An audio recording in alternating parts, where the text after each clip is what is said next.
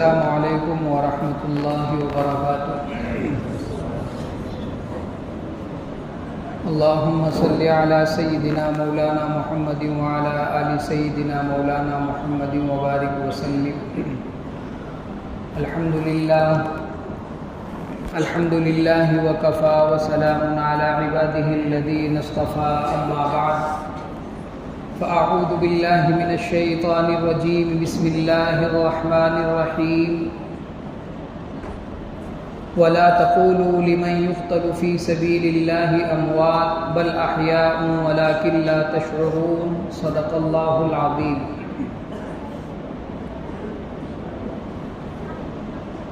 عزیزان گرامی، اللہ کا کرم اور اس کا احسان ہے کہ اللہ تبارک و تعالی نے بہت سارے محترم مہینوں میں سے یہ موجودہ مہینہ محرم الحرام جو بھی چل رہا ہے وہ اللہ اپنی فضل سے ہمیں عطا فرما دیا۔ عجمی علاقوں میں عربی مہینہ جو بھی چلتا ہے تو ان مہینوں میں کچھ نہ کچھ خوشی، کچھ غمی، کچھ ایسے ہی یار لوگوں کی بنائی ہوئی باتیں عروج پکڑ لیتی ہیں، اور پھر وہ مرور زمانہ کے اعتبار سے چلتی رہتی ہے۔ پھر ایک وقت ایسا آتا ہے کہ اس کے اوپر اگر کوئی نکیر کرے، کوئی انگلی اٹھائے تو لوگ اس کے مخالف ہو جاتے ہیں، اور وہ یہ کہتے ہیں کہ اس چیز کو تو میں اپنے دادا کو کرتے دیکھا تھا، اپنے نانا کو کرتے دیکھا تھا، اپنی نانی کو کرتے دیکھا تھا، تو وہاں یہ نہیں دیکھتے کہ بھئی یہ چیز جو چلی آ رہی تھی یہ شریعت کے روح سے آ رہی تھی یا سماجی بگاڑ کی بنا پر چلی آ رہی تھی۔ ایک چیز چلی اور چلتے وہ یہاں تک آ گئی، پھر اس کو شریعت کا جز بتانے لگے۔ اس کی مثال آپ سمجھ لو کہ جیسے ختنہ ہوتی نہیں، بچوں کی ہوتی ہے نا ختنہ۔ اچھا یہ بتاؤ کہ شریعت کی پوری کتاب اٹھا لو اور ختنہ کے رسم کے سلسلے میں کوئی ایک واضح بات لے کر کے آؤ کہ بھئی مہمانوں کو جمع کرنا ہے اور اس کے بعد کھانے کا انتظام کرنا ہے، پھوپھیوں کو جمع کرنا ہے، پلیٹ کے اندر لال کپڑا رکھنا ہے، اور پھر کچھ اس پہ پیسے گریں گے، ختنہ ہو جانے کے بعد پھر دعوت و طعام ہوگا۔ ایسی کوئی چیز ہے؟ نہیں ہے۔ شریعت ایک بات بتاتی ہے کہ بھئی مسلمان کے گھر میں پیدا ہوا تو شاعر اسلام میں سے ہے کہ اس کی ختنہ کی جائے۔ ہمارے یہاں کیا رواج ہے؟ ساری پھوپھیوں کو جمع کرنا، دعوت کا اہتمام کرنا، لال کپڑے کا منگانا، یہ ایک چیز چلی تھی اور چلتے یہاں تک آ گئی۔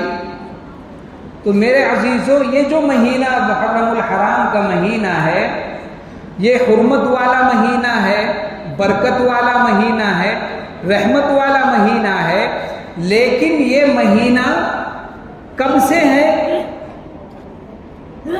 یہ مہینہ کب سے ہے؟ آپ صلی اللہ علیہ وسلم کے زمانے سے ہے یا خلفائے راشدین کے زمانے سے ہے یا پھر حضرت حسین رضی اللہ تعالی عنہ کی شہادت کے زمانے سے ہے؟ یہ سوال ہے کہ بھئی اس حرمت والے مہینے کو ہم یہ حرمت والا مہینہ کب سے مانیں گے؟ جبکہ اللہ نے زمین و آسمان کو جب بنایا تو اس وقت اللہ نے ان عدت الشہور عند اللہ 12 شہرا کہا ہے۔ 12 مہینے اللہ نے اس وقت بنا دیے تھے جب زمین و آسمان کو پیدا کیے، اس وقت ہی اللہ نے ان کو محترم بنایا ہے۔ اربعۃ الحرم کہا ہے؟ 4 مہینے، رجب کا مہینہ، ذی قعدہ کا مہینہ، ذی الحج کا مہینہ، محرم کا مہینہ۔ یہ 4 مہینے کب محترم ہے؟ نبی کے آنے سے پہلے، اور کہہ لیا جائے کہ اس زمین و آسمان کے بننے سے پہلے اللہ نے 12 مہینے بنا دیے تھے، 4 محترم کر دیے تھے۔ اب جن کو جو فضیلت حاصل ہو جائے، ہمارا یہ کہنا کہ محرم کو فضیلت حاصل ہوئی ہے واقعہ کربلا کے بعد، تو میرے عزیزو یہ کہنا غلط ہے۔ اس مہینے کو فضیلت کب حاصل ہوئی؟ زمین و آسمان کے بننے سے پہلے۔ اور پھر ان مہینوں کی فضیلتوں کے سلسلے میں قرآنی آیت جب نازل ہو گئی تو پتہ یہ چل گیا کہ نبی دنیا میں تشریف لائے، پھر قرآن کریم کے نزول کا سلسلہ شروع ہوا، لیکن لوح محفوظ میں یہ قرآن تو پہلے سے لکھا جا چکا تھا، اس کے صرف اتارنے کا ایک سلسلہ شروع ہوا ہے۔ جیسی جیسی ضرورت پڑتی رہی ویسے ویسے قرآن کو اللہ نازل کرتے رہے، لیکن ان مہینوں کے سلسلے میں اللہ نے پہلے سے حرمت والا بتا دیا، بات ہی ختم ہو گئی کہ اس کو فضیلت جو حاصل ہے واقعہ کربلا سے۔ بالکل بات غلط ہے، اچھی طرح سمجھو، بات بالکل غلط ہے۔ اچھا، اس مہینے کو اتنا شد و مد کے ساتھ اور اتنا زیادہ اس کو ہائی لائٹ کر کے کیوں منایا جاتا ہے، اس کو بھی سمجھ لو آپ۔ جب بھی اسلام کو خون کی ضرورت پڑی ہے تو صحابہ کرام کی ایک طویل جماعت نے قربانی پیش کی ہے، قربانی پیش کی۔ اسلام کی سب سے پہلی جنگ غزوہ بدر، پھر احد، پھر اس کے بعد جنگوں کا ایک طویل سلسلہ شروع ہو گیا، اور پھر ہر جنگوں میں کچھ نہ کچھ صحابہ شہید ہوتے چلے گئے۔ ایک وقت ایسا آیا کہ جنگ تو نہیں ہو رہی تھی، لیکن کچھ ایسے نامور صحابہ تھے جن کی شہرت اور جن کی فراست اتنی زیادہ مشہور تھی کہ باطل گھبراتا تھا کہ بھائی اگر ان کو ختم نہیں کرو گے تو آنے والے وقتوں میں ان کے نبی نے جو مشن لے کر آئے تھے وہ ہمارے دروازے پر دستک دے دے گا۔ تو کیا کیا جائے؟ جنگ تو نہیں ہو رہی ہے، لیکن ایک پلان بنا تھا کہ بھائی ان کو راستے سے ہٹایا جائے۔ تو پھر حضرت عمر بن خطاب رضی اللہ تعالی عنہ 22 لاکھ مربع میل پر حکومت کرنے والے اور نبی کے چہیتے، ان کو مارنے کے لیے ابو لولو مجوسی، فیروز ابو لولو مجوسی کو طے کیا گیا، اس نے ان کو محراب کے اندر قتل کر دیا۔ پھر زمانہ آیا حضرت عثمان غنی رضی اللہ تعالی عنہ کا، ان کو قرآن پڑھتے بلوائیوں نے، سبائیوں نے ان کا قتل کر دیا۔ پھر زمانہ آیا حضرت علی المرتضیٰ رضی اللہ تعالی عنہ کا، جن کو عبد الرحمن بن ملجم نے قتل کر دیا۔ فجر کی نماز کے لیے نکلے تھے اور لوگوں کو جگاتے ہوئے جا رہے تھے، قتل کر دیا۔ 1 2 3 یہ وہ لوگ تھے جن کی فہم و فراست کے سلسلے میں دنیا نے اس بات کو تسلیم کیا تھا کہ 22 لاکھ مربع میل پر حضرت عمر بن خطاب کی حکومت ہے اور 44 لاکھ مربع میل پر حضرت عثمان غنی رضی اللہ تعالی عنہ کی حکومت ہے۔ اور سنو، 22 لاکھ مربع میل پر جو حکومت حضرت عمر رضی اللہ تعالی عنہ کی قائم ہوئی تھی، اس میں وہ فتوحات بھی شامل ہیں جس میں حضرت ابو بکر رضی اللہ تعالی عنہ بھی شریک تھے۔ ان تمام کو جب لیا گیا تو 22 لاکھ مربع میل بن گیا، اور جب حضرت عثمان غنی رضی اللہ تعالی عنہ کا دور خلافت آیا تو پھر اس کا ڈبل ہو گیا۔ جنگیں تو اس وقت نہیں ہو رہی تھی، لیکن حضرت عمر رضی اللہ تعالی عنہ بھی شہید کر دیے گئے، عثمان غنی رضی اللہ تعالی عنہ بھی شہید کر دیے گئے، علی المرتضیٰ رضی اللہ تعالی عنہ بھی شہید کر دیے گئے۔ اس سے پہلے احد کا میدان تھا، اس میں حضرت حمزہ رضی اللہ تعالی عنہ شہید کر دیے گئے۔ اب یہ بات پیدا ہوتی ہے کہ شہیدوں کے نام کو اور شہیدوں کی یاد کو اگر منانا شریعت کا کوئی جز تھا، شریعت کا اگر کوئی نقطہ تھا، تو ہم ترتیب سے شروع کر دیتے، بالترتیب شروع کرتے۔ حضرت حمزہ کی یاد مناتے، عمر بن خطاب رضی اللہ تعالی عنہ کی یاد مناتے، عثمان غنی رضی اللہ تعالی عنہ کی یاد مناتے، پھر علی المرتضیٰ رضی اللہ تعالی عنہ کی یاد مناتے۔ میرے عزیزو، حضرت حسین رضی اللہ تعالی عنہ کی یاد منانے کے لیے ہم نے اتنا بڑا واویلا کر دیا، جبکہ حضرت حسین بیٹے ہیں، علی المرتضیٰ باپ ہیں، حسین نواسے ہیں، علی المرتضیٰ رضی اللہ تعالی عنہ داماد رسول ہیں، بیٹے کا درجہ رکھتے ہیں۔ لیکن یہ بات اچھی طرح سمجھ لو کہ شریعت کے اندر ماتم جائز نہیں ہے، ماتم جائز نہیں ہے، اور کسی کے لیے سوگ منانے کا حکم ہے تو صرف 3 دن ہے، اس سے زیادہ بھی نہیں ہے۔ یہ بات آپ سمجھ رہے نہیں سمجھ رہے؟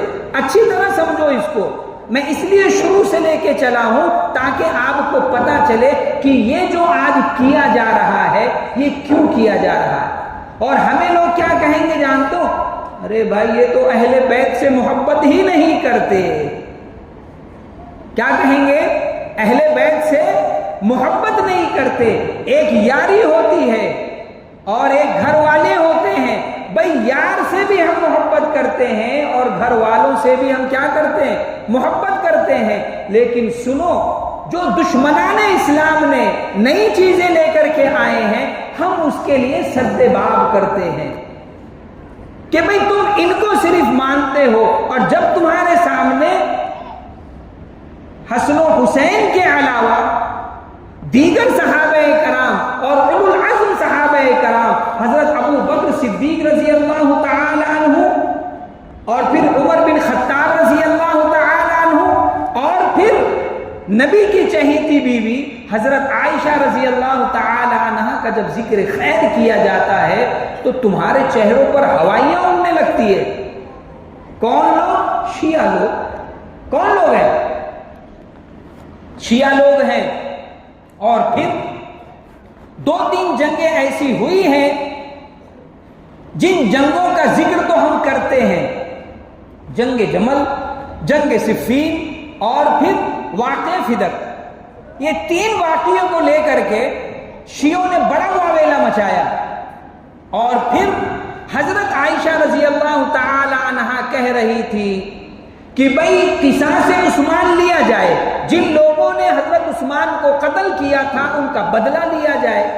حضرت علی المرتضیٰ رضی اللہ تعالی عنہ کی نئی خلافت قائم ہوئی تھی اور آپسی انتشار اندر خانہ موجود تھا، وہ کہتے تھے تھوڑا ٹھہر جاؤ، یہی باتیں تھیں۔ ان شیعوں نے پھر واویلا مچا دیا کہ حضرت عائشہ رضی اللہ تعالی عنہ جو ہے وہ علی المرتضیٰ رضی اللہ تعالی عنہ کے کیا ہیں؟ مخالف ہیں۔ یہ کچھ صحابہ کرام کی اجتہادی غلطیاں تھیں، جنگیں ہوئی تھیں، لیکن ان جنگوں کا نیا رخ دینے کے بعد کچھ صحابہ کرام کے سلسلے میں دل میں نفرت بٹھا لینا، اور پھر اس کے بعد چند صحابہ کرام کو ہائی لائٹ کر دینا، باقی صحابہ کرام کو کمتر بتا دینا، یہ شیعوں کا طریقہ ہے۔ یہ کن کا طریقہ ہے؟ شیعوں کا طریقہ ہے۔ اور پھر اس بات کو اچھی طرح آپ سمجھ لو، حضرت موسیٰ علیہ السلام جب کوہ طور پر گئے، اپنے بھائی ہارون کو اپنی قوم کا رہبر بنا گئے، تو ایک واقعہ ہو گیا۔ کیا ہو گیا؟ ایک بچڑا بنا دیا گیا اور اس کی اس طرح حیت بنائی گئی کہ جب یہاں سے ہوا داخل ہوتی تھی تو وہاں نکلتی تو ایک آواز آتی، وہاں سے ہوا داخل ہوتی یہاں سے نکلتی تو ایک آواز آتی۔ لوگ کہنے لگے کہ یہ بچڑا بولتا ہے، یہ بچڑا بولتا ہے۔ موسیٰ علیہ السلام جب کوہ طور سے آئے تو اپنے بھائی ہارون کو مارے غصے کے جلال میں آنے کے بعد ان کی داڑھی کو پکڑ لی اور ان کے سر کے بال کو پکڑ لیا، یعنی گتھم گتھا ہو گئے۔ ہیں کون؟ نبی ہیں، جن کی داڑھی پکڑی جا رہی کون ہے؟ نبی ہیں۔ یہاں پر ایک جھگڑے کا ماحول بن گیا، لیکن سنو میرے عزیزو، یہ ان کی داڑھی پکڑے ہوئے ہیں، سر کے بال پکڑے ہوئے ہیں اور افسوس کا اظہار کر رہے ہیں، لیکن نہ حضرت موسیٰ کی نبوت میں فرق پڑا، نہ ان کی شان میں فرق پڑا، نہ ہارون کی نبوت میں فرق پڑا، نہ ان کی شان میں فرق پڑا۔ تو یہ دو صحابہ کرام یا تین صحابہ کرام کی آپس میں لڑائی ہو گئی، تو ہم ان کی شان کو گھٹانے والے یا کسی کو صحابہ کے درجے سے الگ کرنے والے ہوتے کون ہیں؟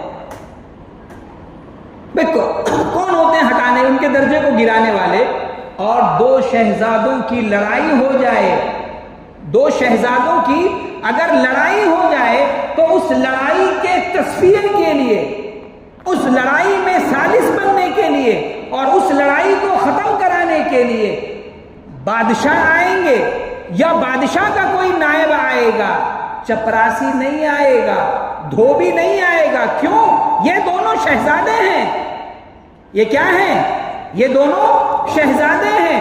اور پھر کسی کو کچھ اور کسی کو کچھ کم دینے کے بعد بھی بادشاہ کیا کہے گا؟ تم بھی میرے لخت جگر ہو اور تم بھی میرے لخت جگر ہو۔ بادشاہ یہ نہیں کہتا کہ تم میری نظر سے گر گئے، کیونکہ تم دونوں میری اولادیں ہو۔ دو صحابہ کرام کی اگر آپس میں کسی بات پر جنگ ہوئی ہے، اللہ تبارک و تعالی نے ان کے معاملات کو خود حل کر دیا اور کیا کہا کہ اے صحابہ، میں تم سے راضی ہوں، تم مجھ سے راضی ہو، دنیا والوں کو فیصلہ کرنے کی اب ضرورت نہیں ہے۔ یہ ہم چپراسی لوگ، یہ دھوبی لوگ، یہ مہتر لوگ، یہ کمتر درجے کے لوگ صحابہ کرام کی عزتوں پر بٹا لگانے کے لیے فیصلہ کرنے بیٹھ جاتے ہیں۔ ارے حضرت عائشہ نے علی المرتضیٰ رضی اللہ تعالی عنہ سے جنگ کی ہے، حضرت معاویہ نے حضرت علی سے جنگ کی ہے، سب کچھ کرنے کے باوجود بھی وہ صحابی ہی رہیں گے، صحابی کے درجے سے ہٹیں گے نہیں۔ اور پھر سنو میرے عزیزو، اگر کسی شخص نے کسی صحابہ کے بارے میں ذرہ برابر بھی دل کے اندر کوئی قدورت لے کر کے آئے گا اور ان کی عظمت کے سلسلے میں ذرہ برابر بھی شبہ پیدا ہوگا اس کے دل کے اندر، علماء جمہور فرماتے ہیں کہ دائرہ اسلام سے تو وہ خارج ہی ہو جائے گا، فاسق و فاجر ہو جائے گا۔ اور سنو، نبی کریم صلی اللہ علیہ وسلم کے آئیڈیل ہونے میں، نبی کریم صلی اللہ علیہ وسلم کے معلم ہونے میں اس کی کیا رائے ہوگی؟ بھئی صحابہ کرام کی تربیت کس نے کی ہے؟ بھئی کس نے کی؟ اللہ کے نبی نے کی ہے۔ اور صحابی بننا کسی کے بس کا روگ نہیں ہے، وہ عطائی ہے، کسبی نہیں ہے کہ انسان محنت کرنے میں صحابی ہو جاؤں گا۔ اللہ جس کو پسند کریں گے اس کو صحابیت کا درجہ دیں گے۔ اور پھر صحابی بنانے سے پہلے اللہ ان کے دلوں کا امتحان لیتا ہے، اور جس طرح ایک بندہ مسجد میں آ کر کے رہتا ہے، اللہ فرماتے ہیں کہ صحابہ کرام کے دلوں میں ایمان رہتا ہے۔ اب انسان شک کرے تو یہ چند جنگیں تھیں جس جنگوں کو شیعہ لوگوں نے خوب ہوا دی، اور پھر کچھ لوگوں کے دلوں کے اندر سے صحابہ کرام کے متعلق عظمتوں کو ختم کرنے کا ایک پروپیگنڈا بنا دیا، اور لوگوں کے کچھ قلوب ایسے ہو گئے جو کہہ بیٹھتے ہیں ارے وہ صحابی تو ایسے ہی تھے، نعوذ باللہ، وہ صحابی تو ایسے ہی تھے، نعوذ باللہ کہہ رہے ہیں لوگ۔ اور بڑے بڑے اسکالر لوگ ہیں، بڑے بڑے خطیب لوگ ہیں جن کی عقلیں ماری گئی اور کہا کرتے ہیں۔ تو میرے عزیزو، ان فتنوں سے اور اس طرح کی باتیں کرنے والوں سے اپنے آپ کو بچاؤ، اپنی اولادوں کو بچاؤ۔ کیا کرنا ہے؟ اپنے آپ کو بچاؤ، اپنی اولادوں کو بچاؤ۔ اب میں آخری بات لے کر آتا ہوں۔ حضرت حسین رضی اللہ تعالی عنہ آپ صلی اللہ علیہ وسلم کے نواسے ہیں، بڑے لخت جگر ہیں، نور نظر ہیں۔ آقا انہیں دیکھ لیں تو ان کے دل کو قرار آ جائے۔ آقا نے فرمایا کہ اے فاطمہ، کبھی حسین کو رونے نہ دینا، جب حسین روتا ہے تو میرا دل روتا ہے، یہ میرے دل کا ایک ٹکڑا ہے، یہ ایک میرے دل کا ٹکڑا ہے، اسے کبھی رونے نہ دینا۔ کن کا بیٹا ہے؟ حضرت فاطمہ رضی اللہ تعالی عنہ کا نا۔ کیا حضرت فاطمہ رضی اللہ تعالی عنہ کوئی عام عورت تھی؟ عام بچی تھی؟ آپ صلی اللہ علیہ وسلم مدینہ میں تشریف فرما ہیں، ایک دیہاتی آیا اور غیر مسلم، ایمان بھی قبول نہیں کیا، آ کے کہنے لگا اللہ کے نبی، میں نووارث شخص ہوں، پریشان حال ہوں، مجھے کچھ کھانے کو دو۔ اللہ کے نبی نے وہ صحابی کا ہاتھ پکڑے باہر آئے، 300 صحابہ کرام کا جم غفیر ہیں۔ اللہ کے نبی نے فرمایا کہ انہیں کوئی کھانا کھلا دے، انہیں کوئی کھانا کھلا دے۔ زمین و آسمان نے ایسی جماعت نہ دیکھی ہوگی، سارے صحابہ قسم کرسی کے عالم میں ہے، کسی کے پاس کچھ نہیں ہے، حالات سے ایک دم بالکل دیگر گو ہے۔ حضرت سلمان فارسی رضی اللہ تعالی عنہ نے اس نووارث شخص دیہاتی کا ہاتھ پکڑے اور چلنے لگے، یہاں تک کہ حضرت فاطمہ رضی اللہ تعالی عنہ کا در آیا۔ دل میں ایک آس تھی، ایک تمنا تھی کہ ان کے بعد بے سہاروں کے سہارا بنتے ہیں، امید کچھ ہے کہ کچھ مل جائے گا۔ دروازے پہ دستک دی، حضرت فاطمہ رضی اللہ تعالی عنہ نے دروازہ کھولا تو کہا کہ یہ نووارث شخص ہے، انہیں کچھ کھانے کو دے دو۔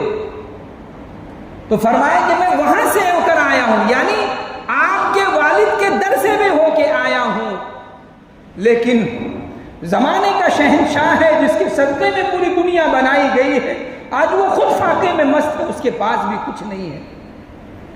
حضرت فاطمہ رضی اللہ تعالی عنہ کے آنکھ میں آنسو آ گئے اور رونے لگی اس بات پر کہ ایسا دن بھی ہے کہ میرے والد کے در سے ایک منگتا بغیر کچھ پائے جا رہا ہے۔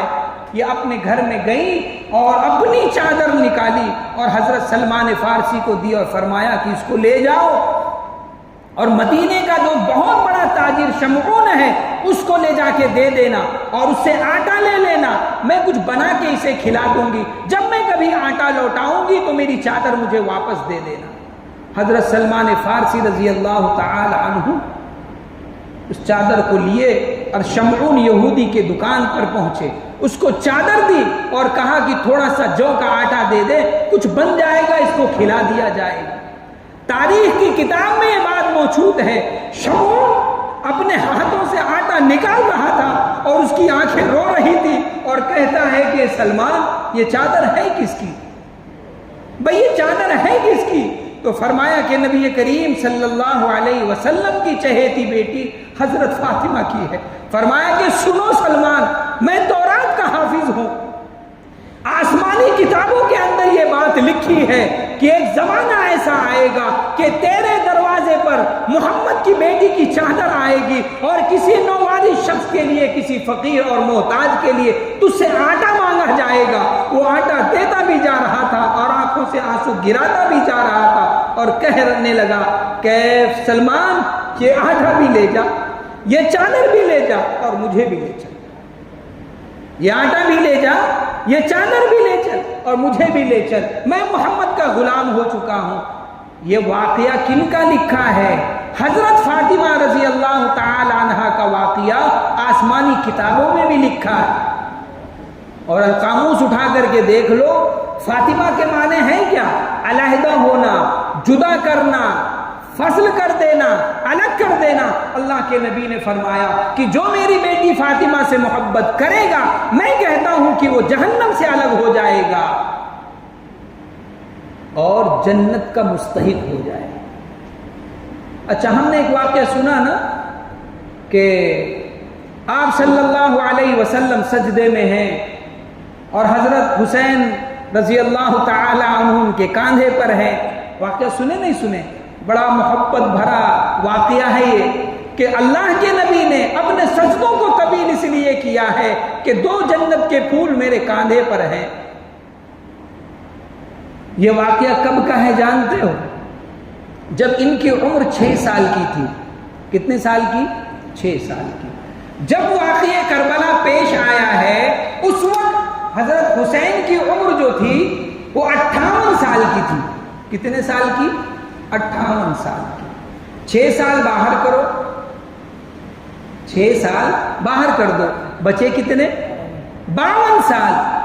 اچھا میرے یارو، ہم نے 6 سال کو تو خوب ذکر کیا، یہ 52 سال کی زندگی کہاں ہے بھائی؟ 52 سال کی زندگی کہاں ہے؟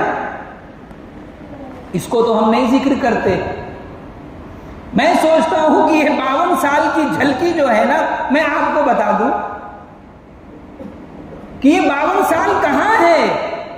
ان 52 سال کے اوپر جب تذکرے کرو گے اور ان 52 سال کے واقعات کو جب پڑھو گے تب تمہیں سمجھ میں آئے گا کہ حضرت حسین کی اور ابو بکر کی، حضرت حسین کی، حضرت عمر کی، اور حضرت علی کی اور حضرت ابو بکر و عمر کی، عائشہ کی کیا محبت تھی. تب شیعوں کو پتا چلے گا کہ ان کی دشمنیوں کو اگر ہم دنیا کے سامنے باور کرائیں گے تو یہ مسلمان قوم وہ ہے جو حضرت حسین کے 52 سالہ زندگی کا مطالعہ کر کے رکھتے ہیں.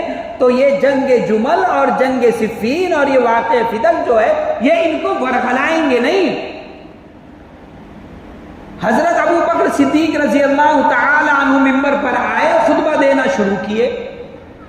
بڑے ہو چکے ہیں شہزادے دونوں. آپ نے فرمایا کہ بھائی خطبہ تو بعد میں دیں گے، حسن و حسین کو لایا جائے، اور دونوں ممبر کے کنارے پر کھڑا کیے اور فرمایا سنو، خطبہ تو محمد کا غلام دے گا اور جسے نبی کو دیکھنا ہے حضرت حسنین کو دیکھ لے. کیا فرمایا حضرت نے؟ خطبہ تو محمد کا غلام دے گا لیکن جس کو نبی کو دیکھنا ہے کسے دیکھ لے؟ حسنین کو دیکھ لے. یہ محبت نہیں تھی تو اور کیا ہے؟ حضرت ابو بکر صدیق رضی اللہ تعالی عنہ کا زمانہ جب گزرا، پھر حضرت عمر بن خطاب رضی اللہ تعالی عنہ کا زمانہ آیا. ایک مشاورتی میٹنگ چل رہی تھی اور حضرت عبداللہ بن عمر رضی اللہ تعالی عنہ باہر کھڑے تھے. باپ امیر المؤمنین ہے، 22 لاکھ مربع میل پر جس کی حکومت چل رہی ہے، وہ میٹنگ کر رہے ہیں، بیٹا دروازے پر کھڑا ہے. حضرت حسین رضی اللہ تعالی عنہ آئے تقریباً 16 سال یا 18 سال کی عمر میں. کیوں؟ حضرت ابو بکر صدیق رضی اللہ تعالی عنہ تو 2-2.5 سال حکومت کیے، حضرت عمر رضی اللہ تعالی عنہ 1 اشرہ حکومت کیے، 10 سال سے زیادہ حکومت کیے. اس دور میں آئے حضرت حسین رضی اللہ تعالی عنہ نے حضرت عبداللہ سے پوچھا کہ کیا بات ہے آپ باہر کھڑے ہو؟ فرمایا کہ والد گرامی میٹنگ کر رہے ہیں، میں اس لیے باہر کھڑا ہوں. وہ بھی کھڑے ہو گئے. تھوڑی دیر کے بعد جب حضرت حسین اندر تشریف لائے تو حضرت ابو عمر رضی اللہ تعالی عنہ نے فرمایا کہ اے حسین آپ کب آئے ہو؟ تو فرمایا کہ امیر المومنین بہت پہلے آیا تھا، لیکن جب آپ کے بیٹے کو میں نے باہر کھڑا دیکھا تو میں بھی کھڑا ہو. حضرت عمر رضی اللہ تعالی عنہ نے فرمایا کہ اے حسین، آج عمر جس مقام پر بیٹھا ہے وہ اپنے ماضی کو نہیں بھولا ہے. میں وہی تو عمر ہوں جو عرب کی 100 لاکھ وادیوں میں اونٹوں کو چرایا کرتا تھا، بکریوں کو چرایا کرتا تھا. اونٹ اور بکریاں گم ہو جاتی تھی تو میری ماں مجھے سرزنش کرتی تھی، ڈانٹ دیا کرتی تھی. آج اس عمر کو جو مقام ملا ہے تیرے نانا کے صدقے میں مجھے ملا ہے.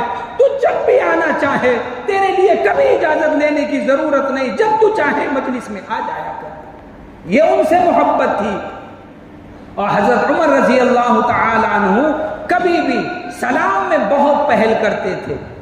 حضرت حسین رضی اللہ تعالی عنہ نے سوچا کہ بھائی یہ امیر المومنین ہیں، یہ مجھے سلام کریں. دل میں بات آ گئی کہ نہیں، اب میں سلام میں پہل کروں گا، اب میں سلام میں پہل کروں گا. دیکھے کہ حضرت عمر رضی اللہ تعالی عنہ مسجد سے چلے آ رہے ہیں. حضرت حسین رضی اللہ تعالی عنہ کی جیسے نگاہ پڑی ایک ستون کے آڑ میں چھپ گئے، اور جیسے حضرت عمر رضی اللہ تعالی عنہ قریب آئے فرمایا حسین السلام علیکم. حضرت حسین دم بخود رہ گئے، باہر آئے فرمایا امیر المومنین تمہیں کیسے پتا چلا کہ میں اس ستون کے عقب میں کھڑا ہوں؟ حضرت عمر رضی اللہ تعالی عنہ نے فرمایا کہ اے حسین تیرا چہرہ ہی نہیں محمد جیسا ہے، تیرے جسم کی خوشبو بھی محمد جیسی. تیرا صرف چہرہ ہی محمد جیسا نہیں ہے، تیرے جسم کی خوشبو بھی محمد جیسی ہے. ایسی محبتیں تھیں، ایسی الفتیں تھیں، ایسی رقابتیں تھیں، اور ایسی ابنائیت تھی کہ زمانہ اس کو پیش نہیں کر سکتا ہے. لیکن یہ شیعہ مردود لوگ ہمارے نوجوانوں کو بہکاتے ہیں اور الٹی سیدھی روایتوں کو لا کر کے سامنے رکھتے ہیں، اور نوجوان ان کے ورغلائے میں آ جاتا ہے. دعا کرو کہ اللہ ان خرافات سے ہمیں بچنے کی توفیق عطا فرما دے.